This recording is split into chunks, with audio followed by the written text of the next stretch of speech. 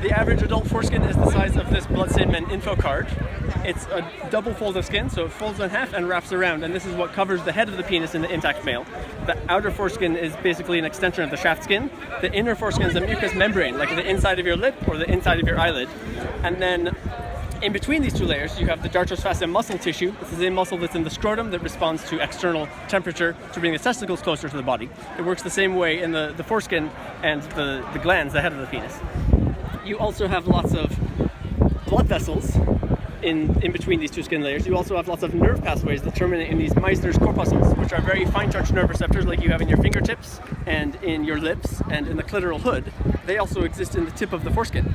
And so this entire structure is destroyed when it's amputated, and then the head of the penis becomes an external organ, which it's not supposed to be. It should be warm and moist and protected all the time, like your eyeball or your tongue. But now it's exposed, and now it's rubbing up against the underwear, and it gets covered with this layer of keratin, which is like a callus. And so not only do you lose the sensitivity in the part of the penis that was amputated, but what remains is further desensitized.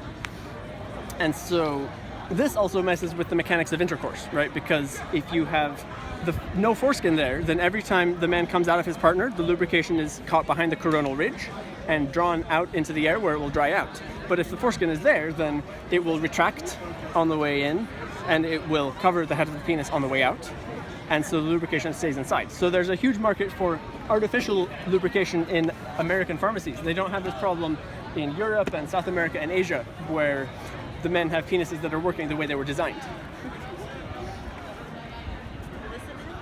Yeah, so spread the word. Yeah, they got me too. I would have preferred to keep my whole penis. They got me when I was too young to defend myself. I have a different card for you. This card has information about non-surgical painless foreskin restoration.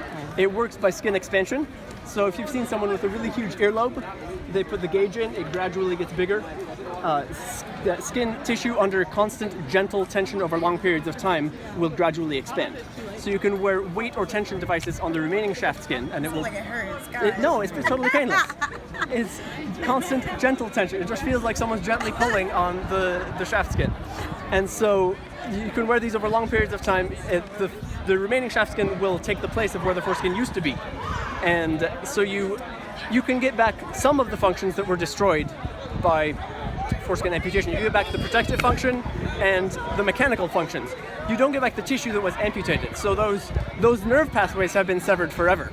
And so you don't have the feedback mechanisms that help with ejaculatory control, because the nerves in the foreskin are no longer speaking to the spinal cord and the brain. There's another problem that sometimes men experience where they immediately after orgasm, they want it to immediately stop moving because it's too painful for them to continue. And this is because the head of the penis is like your eyeball. It gets very irritated and is very painful. But the foreskin is like the lips. It contains a lot of the pleasure sensitivity nerves. And so those neurons in the ridged band at the tip of the foreskin will connect to inhibitory interneurons in the spinal cord that will turn off the painful sensation in the glands.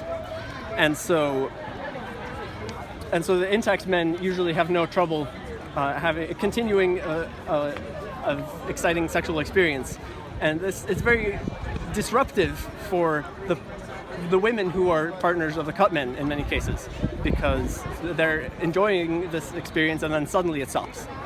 So that's another problem with cutting children's genitals, right? You shouldn't do that. You should let the man experience his whole body and let his future partners experience it. So question for you. Sure. Would you actually do this whole stretching the skin thing? I have a couple of restoration devices that I've gotten over the past few years, and I wear them occasionally, and I have made some progress. So I would definitely recommend that to people who want to improve the sexual function of their genitals. It also helps with insertion during intercourse, because the foreskin will hug the walls of the vagina, and so you have this part of the foreskin which is touching part of the vagina, and then the head of the penis will just sort of slip right in. Whereas if the foreskin is not there, then you have a lot of friction. You have to push in. You need maybe some artificial lubrication. So it's just very destructive for natural sexual function to cut off this part of the penis. It's a terrible thing to do to a child.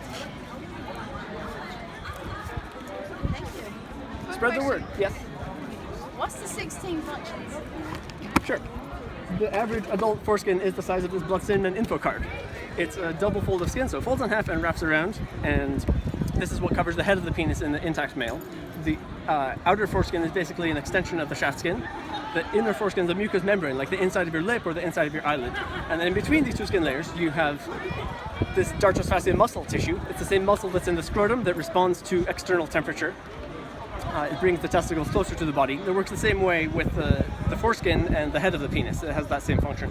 And then you also have lots of blood vessels inside the foreskin. You have lots of nerve pathways that terminate in these Meissner's corpuscles, which are very fine touch nerve receptors like you have in your fingertips and your lips and in the clitoral hood. They also exist in the ridged band at the tip of the foreskin.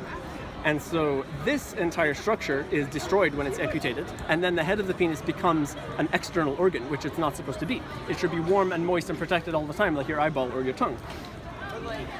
Instead, now it's rubbing up against the underwear as you walk around, and it gets covered with this layer of keratin, which is basically a callus. And so not only have you lost the sensitivity in the part of the penis that was destroyed, but also what remains is further desensitized. This also messes with the mechanics of intercourse, because when there's no foreskin, the lubrication will get caught behind the coronal ridge. Every time the man comes out of his partner, the lubrication is drawn out into the air and it dries out. But if the foreskin is there, then it will retract on the way in and it will cover the head of the penis on the way out. And so there's a huge market for artificial lubrication in American pharmacies. They don't have this problem in Europe and South America and Asia. The men there they're intact. Their penises are working the way they were designed. Penises and female genitals have evolved to work well together. So it's a very destructive thing to do to a child's genitals. It should be your own choice how much of your genitals you get to keep. Thanks, sir. Thank you. Did you get a card? We are the Bloodstained Men. We're on an 18-day tour of the Carolinas. We are spreading foreskin awareness, and we're a non-profit human rights organization. Thank you.